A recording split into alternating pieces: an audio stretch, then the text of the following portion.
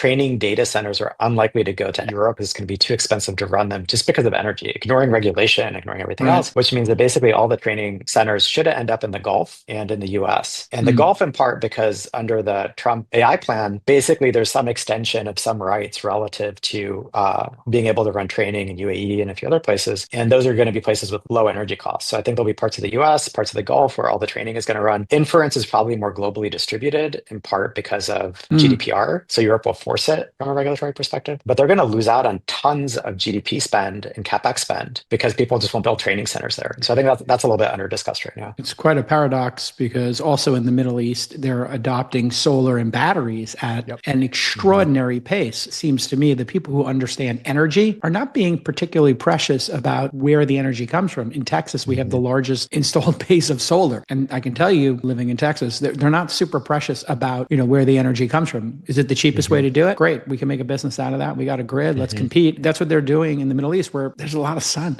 There's a lot Mhm. of sun and there's a lot of capital to buy those solar panels. And you're right. Their energy costs are going to be so de minimis